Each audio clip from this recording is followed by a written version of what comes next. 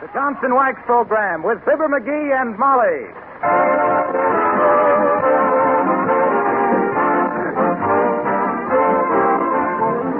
The makers of Johnson's Wax and Johnson's Self-Polishing Glow Coat present Marian and Jim Jordan as Fibber McGee and Molly with Donald Novis, Bill Thompson, and Billy Mills Orchestra. The show opens with Life Begins When You're in Love.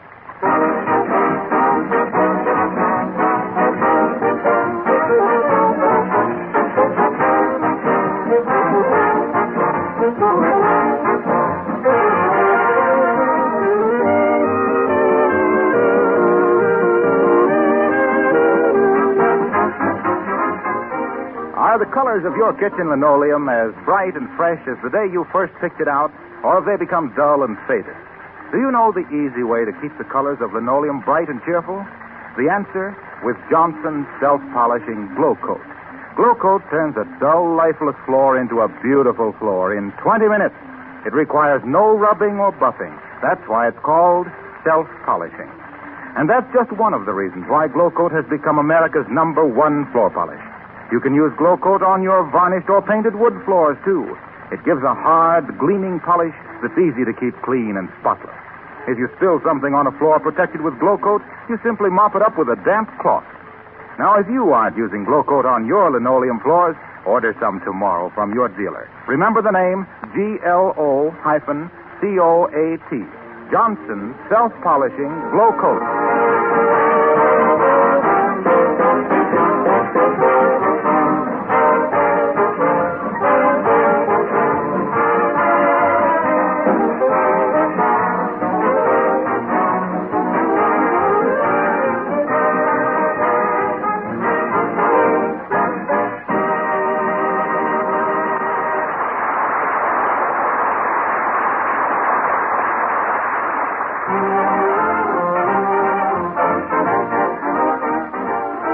There's a gay Halloween party in progress tonight, given by the McGee's next-door neighbors, the Throckmorton P. Gildersleeve. And among the guests, we find many names from Wistful Vista's Blue Book, plus 2 names from Wistful Vista's telephone book, Fibber McGee and Molly.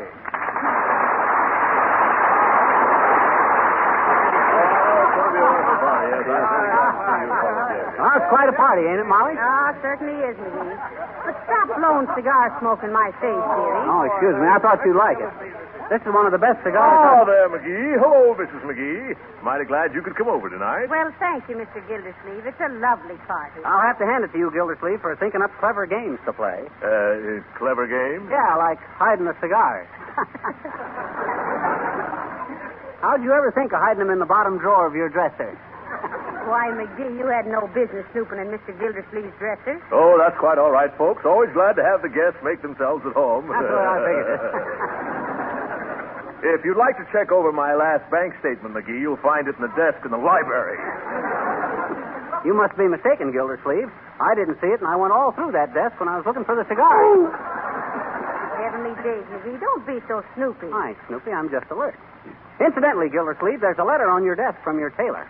You mean to tell me you pay $85 for them suits of yours? Why, yes, I do, McGee. My goodness, McGee buys 4 of them for that price, don't you, dear? Is that so? Oh, sure. You mean he buys his clothes? What?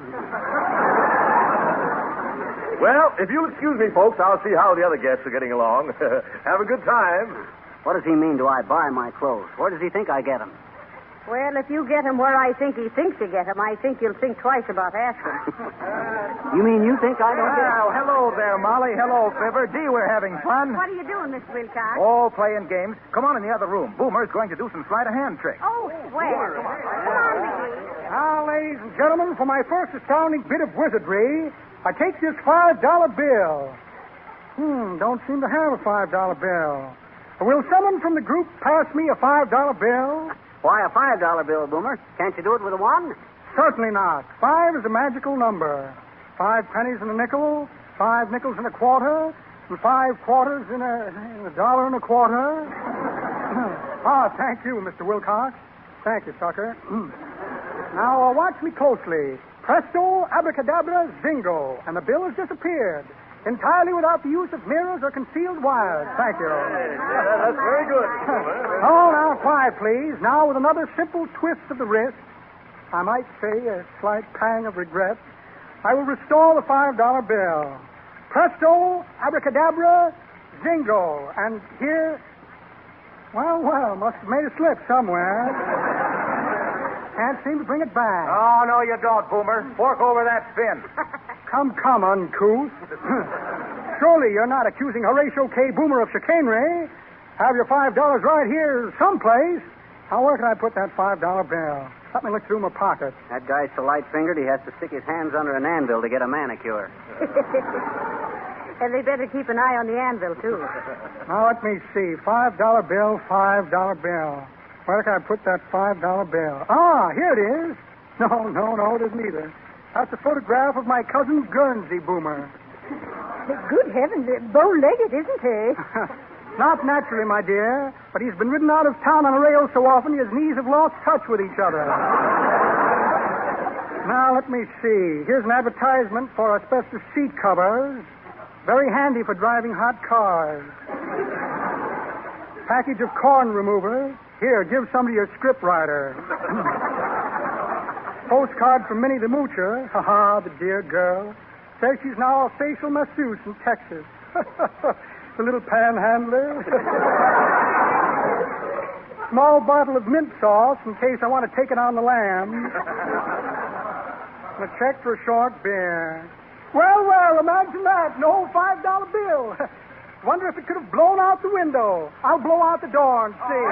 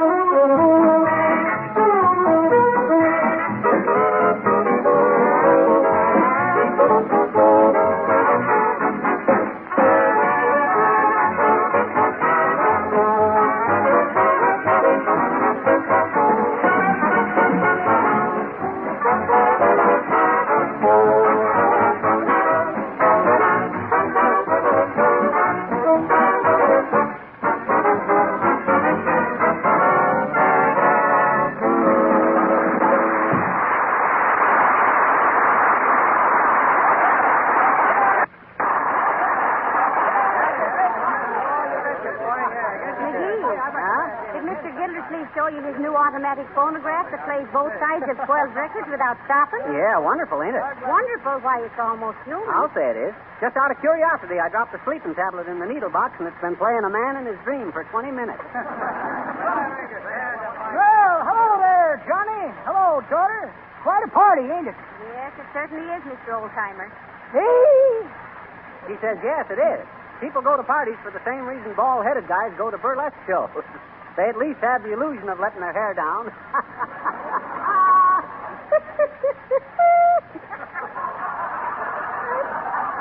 That's pretty good, Johnny, but that ain't the way I heard it. The way I heard it, the president's secretary said to him, "Say, Mr. Roosevelt," he says, "I haven't seen you made any appointments for next week." "Nope," says Mr. Roosevelt. "I thought I'd do my Christmas shopping early."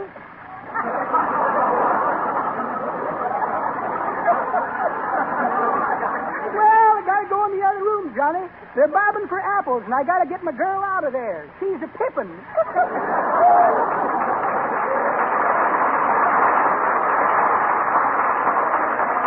Well, the old coop's on a hoot, ain't he, Molly? If he was ever... Oh, there, folks. How's everything going? Oh, just fine, Mr. Gildersleeve. By the way, when do we eat, Rocky? Well, we're serving a buffet supper a little later. Hot dog, you hear that, Molly? A buffet supper. Oh, that's McGee's favorite kind of a meal, Mr. Gildersleeve. Yeah? He goes around the buffet table like sea biscuit on a fast track. Well, that's fine, yes.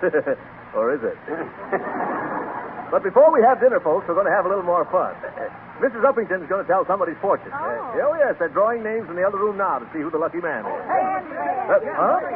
Say, it looks like you're it, McGee. Oh, this should be very amusing. Yes.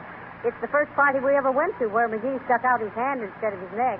Oh, here he is, folks. Oh, there you are, Mr. McGee. I hope you don't mind having your fortune told. Why, shucks no, Uppy.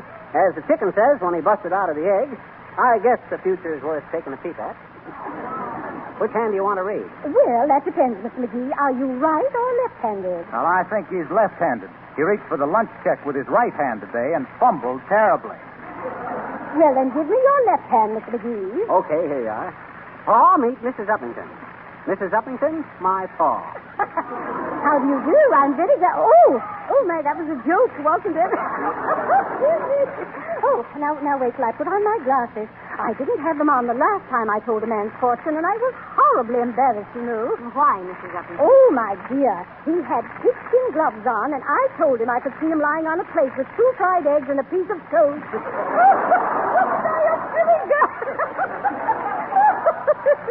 Well, get busy, Uppy. Tell me, pretty gypsy. Oh, very well. Now, first we come to the matter of intelligence. Oh, we do, eh? Get a load of this, folks. The intelligence is indicated by small mounds at the base of the fingers. What mounds? I ain't got any mounds. Oh. And now, this line, this is a lifeline. Well, throw it out. I'm going down for the 3rd time. Your lifeline tells me that... Oh, good heavens. What, Mrs. Uppington? Oh, Mrs. McGee, I regret to inform you that your husband has been dead for 12 years. Very good, Abigail, very good. Well, folks, we have time for a couple of more games before supper is served. Have you any suggestions? Oh, yes, don't stop it. You know, I think it'd be fun if we turned out the lights and told ghosts. Oh, hey, that's fine. That's a splendid idea. Everybody sit down, folks. I'll turn out the lights. Want me to tell the first ghost story, folks? Say, what do you know about telling ghost stories, dearie? Who, me? Why, shucks, I've been an expert on ghost stories ever since I was a kid. Used to give myself the creeps before I could walk.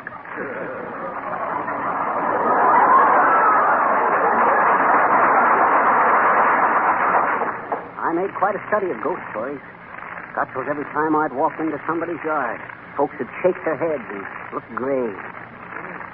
Graveyard McGee, I was known as. Graveyard McGee, the gloomiest guy that ever gave goose flesh to a gay gathering with McGorry and gruesome goblin gabbling, getting guys' goats with great gobs of ghastly goings-on, galvanizing groups of gaping greenhorns with garrulous and graphic gibberish, and garnering the greatest bag of groaning ghosts from the guts and gales of the Greenland Sea to the giddy... Ow! Who's thinking me?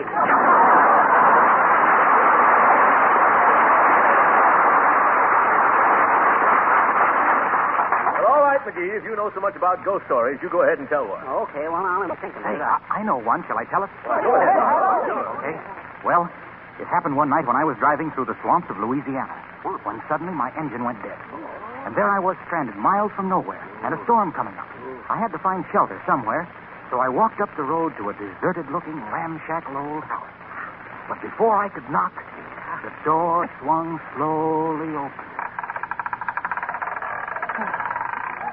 Hey, what's that? Excuse me, folks. My foot was asleep and I was straightening out my legs.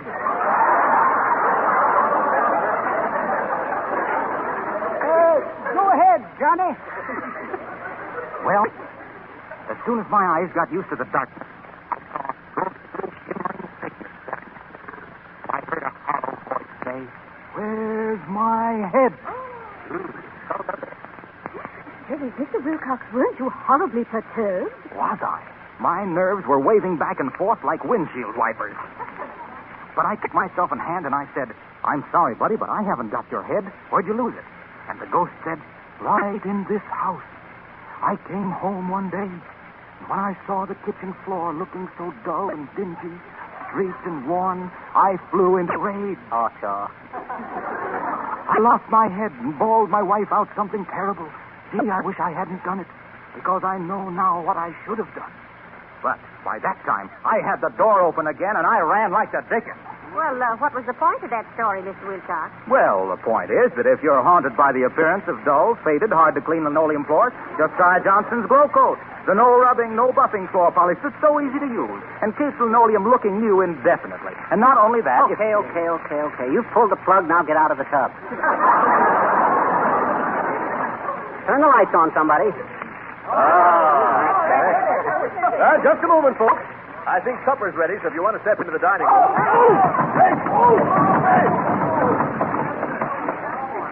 Well, come on, McGee. What are you waiting for? You go ahead, Molly. I'll be in later. I got something I want to do. A kind of Halloween gag. Don't say anything to anybody. Now, I'll be back in a little while. Boy, it's so dark out here. I'd like to see Gildersleeve's face tomorrow when he looks in his garage. Oh! Hey, get away from me! Who's there? Who's that? Yeah, but I spoke you, didn't I? Oh, there, little girl. It's so dark out here, I didn't see you. What you doing? I says, what you doing? Playing Halloween. Oh. Gee, have I been having the fun, too. Skipping over garbage cans and soap on windows and scaring people and everything. Oh, you have, eh? Yeah. Well, this is the night for it, sis. Incidentally, you know the difference between a ghost and a sailor with a sprained ankle? No. Well, one's a hobgoblin and the other's a gobhoblin.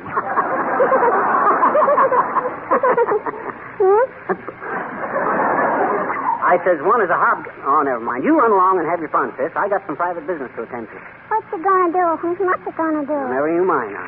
I bet you're gonna ring somebody's doorbell, I bet you. Oh, no, I ain't. Oh, yes, you are. Oh, no, I ain't. Oh, yes, you are. Oh, no.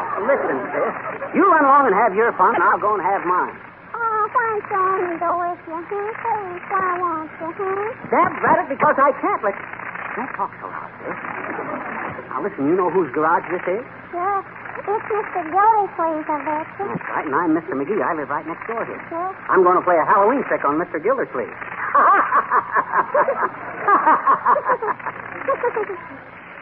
Take it easy. We don't want him to hear. Now, look, I'm going to sneak into Gildersleeve's garage and let all the air out of his tires. Will that be a panic, or won't it? Will it? Why, sure it will. Boy, when old Gildersleeve comes out in the morning and... Quiet, sis. Now, don't make so much noise. Gee, you're making all the noise, I bet you. Well, come on now. If you want to be in on this, help me push this garage door open. Gee, always having a fun. I wish it wasn't so dark in here, but I don't dare strike a light.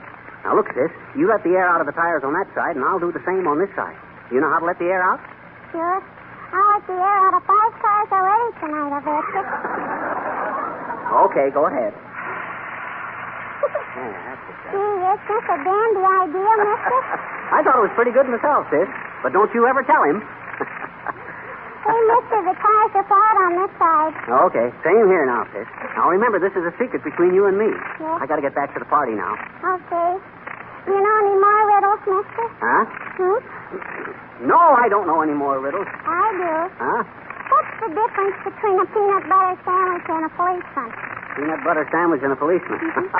I'm sorry, sis. I'm afraid I don't know the difference between a peanut butter sandwich and a policeman. Honest? Yep. Oh, I guess that's your tough luck then, mister, because here comes the policeman now. Hey, Come on, what? Hey, let me out of here.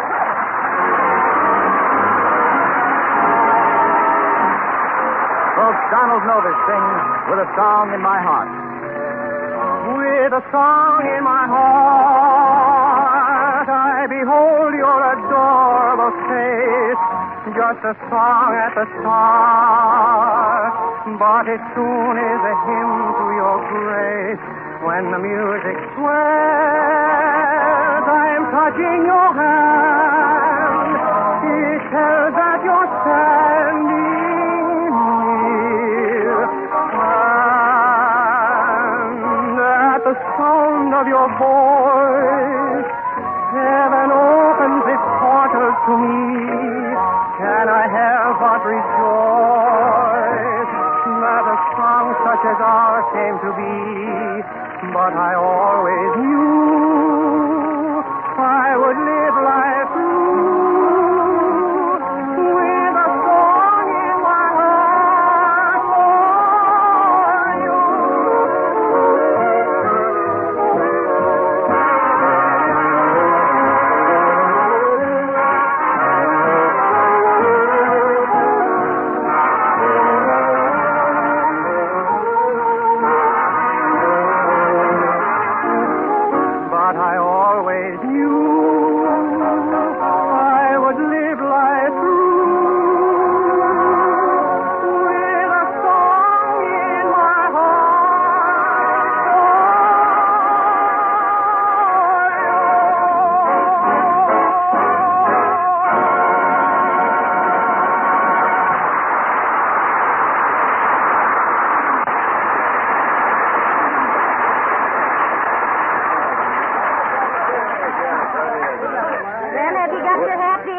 Well, we'll have to go now. Well, I'm sorry you folks have to leave so early. But I'm mighty glad you could come over. Oh, thank you, Mr. Gildersleeve. My, it's been a simply marvelous party. You betcha, Throcky, old man. You sure know how to throw a party. Oh, it was lovely. Say good night to Mrs. Gildersleeve for me. Yeah, me too, Gildersleeve. She's a wonderful cook, that wife of yours. Tell her how we had a terrific time tonight. I certainly will. I'm sorry she was so busy in the kitchen she couldn't meet any of you folks. But you must come over again sometime. Oh, could I have my chauffeur drop you somewhere, Mr. McGee? Oh, no, thank you, Mrs. Uppington. We just live next door. Well, good night. We've had a wonderful time, Mr. Gildersleeve. Good night. Good night, Gildersleeve. Good night, Mr. McGee. Good night, Fibber. Good night, everybody. Good night. Good night. Good night, everybody. Good night.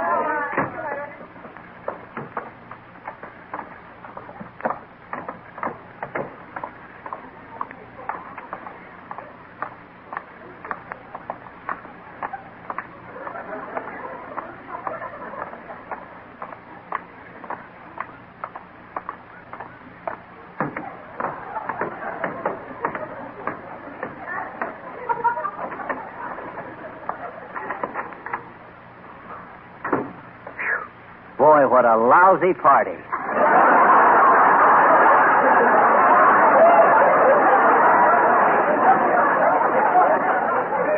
Heavenly days.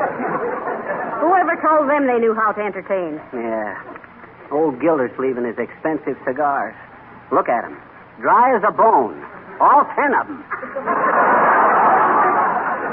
Well, I'm going right up to bed, dearie. I'm tired. Yeah, well, I'm coming up, too. My goodness, I hope I don't have bad dreams from that terrible food. Did you taste those hors d'oeuvres, McGee? Oh, they didn't look tempting to me. Imagine that. Imagine old Lady Uppington trying to tell fortunes. I think I'll get her a crystal 8-ball for Christmas. Now, don't drop your shoes there on the floor, right where somebody will stumble over them. Oh, well, they're on my side of the bed.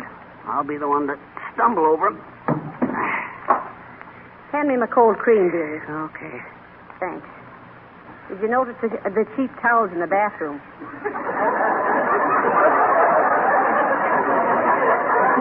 They were like limp sandpaper. Yeah, sure. Hey, you scare me with all that cold cream on your face, Molly. Why didn't you wear that mask to the party? Imagine them old fogies playing post office at their age. There ain't one of them with sufficient postage.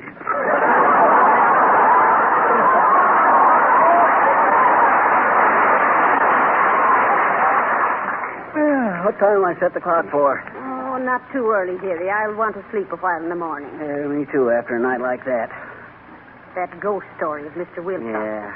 I'll bet the sponsor haunts him. The way those people ate. You see the old-timer? He was chasing the ham around like an actor's agent.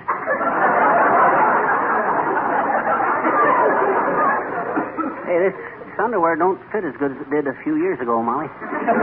It doesn't? Getting a little snug around the ankles. Where's my pajamas? Oh, here they are. Hang up your pants. Oh, I'll hang them up in the morning. Oh, baby, does this bed feel good to Papa? Oh, say, remind me to tell you sometime about the trick I pulled on Gildersleeve tonight, Molly. It was a peach. What a party that was. Oh, good night, Molly. Good night, dearie.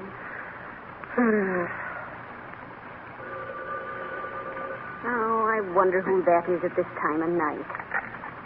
79 Wistful Vista, Molly McGee speaking. Who? Oh, yes. Oh, well, that was real thoughtful of you. I'm sure he'll appreciate it. Thank you so much. Yes, we had a simply wonderful time. Yes. Good night.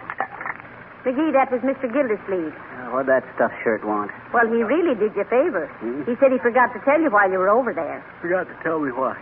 Well, his car was downtown being repaired, and he saw ours standing in the alley, and he was afraid the Halloween pranksters would hurt it, so he put it in his own garage. That was nice of him. Maybe he ain't such a bad... What? My own car? I let the air out of my own car?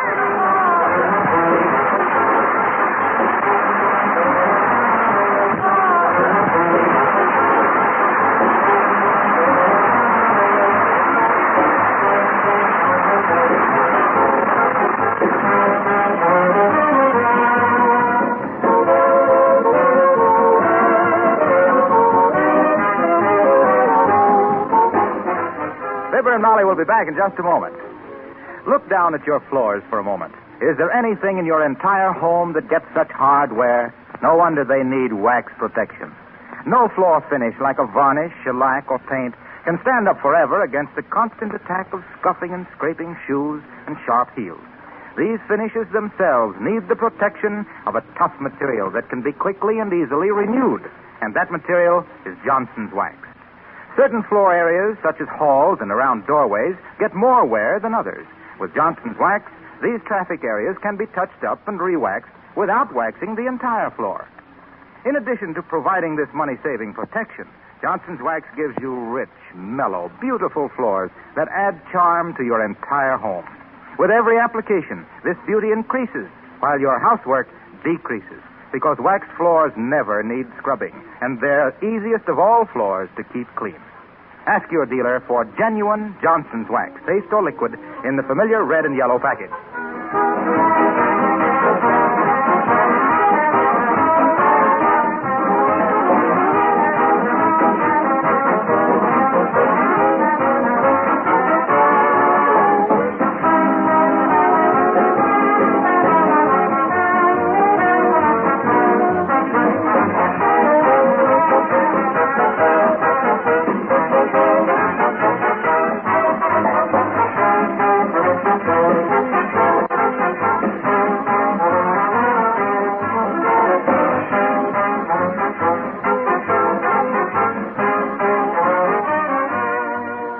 We didn't really feel that way about Gildersleeve's party.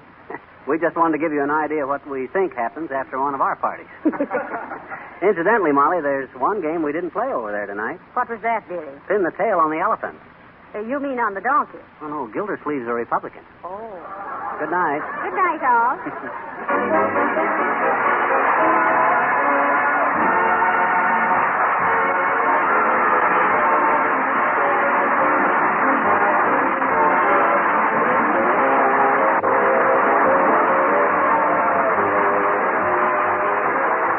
This is Harlow Wilcox speaking for the makers of Johnson's Wax and Johnson's Self-Polishing Blow Coat, Racine, Wisconsin, inviting you all to be with us again next Tuesday night at this same time. Good night.